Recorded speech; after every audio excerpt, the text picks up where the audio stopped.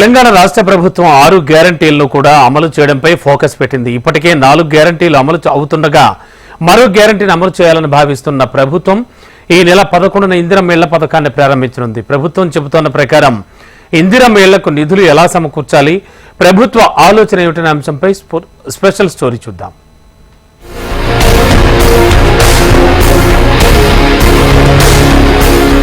ఆరు గ్యారంటీల్లో భాగంగా ఈ నెల 11న రాష్ట్ర ప్రభుత్వం ఇందిరమ్మ ఇండ్ల పథకం ప్రారంభించనుంది. అర్హులైన పేదలకు లబ్ధి జరిగేలా మార్గదర్శకాలను సిద్ధం చేస్తోంది ప్రభుత్వం.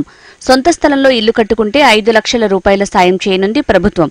మొదటి దశలో రాష్ట్ర వ్యాప్తంగా ప్రతి నియోజకవర్గానికి 3,500 ఇళ్లు ఇవ్వాలని నిర్ణయం తీసుకుంది. ప్రజాపాలనలో నమోదు చేసుకున్న అర్హులందరికీ ముందుగా ప్రాధాన్యత ఇవ్వనుంది.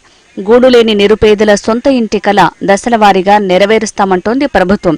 ఇందిరమ్మ ఇళ్ల పథకంలో ఇంటి స్థలం ఉన్నవారికి అదే స్థలంలో కొత్త ఇంటి నిర్మాణానికి 5 లక్షల రూపాయలు, ఇల్లు లేని నిరుపేదలకు ఇంటి స్థలంతో పాటు 5 లక్షల రూపాయలు ఇవ్వనుంది. ఇప్పటికే మార్గదర్శకాలు సిద్ధం చేస్తున్న అధికారులు లబ్ధిదారులకు అందాల్సిన నిధులు దుర్వినియోగం కాకుండా కట్టుదిట్టమైన మార్గదర్శకాలు రూపొందిస్తున్నారు.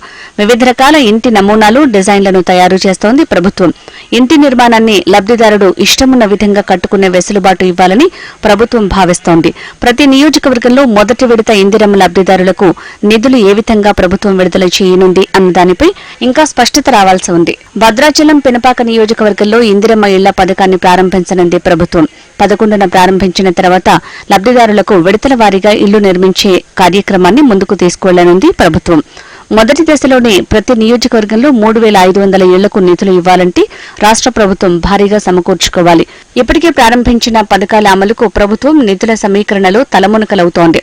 రాష్ట్ర ప్రజలకు ఇచ్చిన మాట ప్రకారం అన్ని గ్యారంటీలను అమలు చేయడానికి ప్రతి నెల ఏ విధంగా ఆదాయం రాబట్టుకోవాలనే దానిపై దృష్టి పెట్టింది ప్రభుత్వం.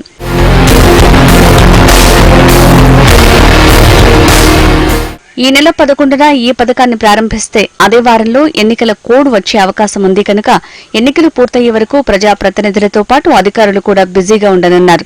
ఆ సమయంలో నియోజకవర్గానికి కొన్ని ఇళ్లను మంజూరు చేసి ఎన్నికలు పూర్తయ్యాక ప్రతి నియోజకవర్గంలో ప్రభుత్వం భావిస్తున్న ప్రకారం ఇల్లు లేని వారికి ప్లేస్తో పాటు ఆర్థిక సహాయం అందించే ఆలోచనలో ఉంది ప్రభుత్వం.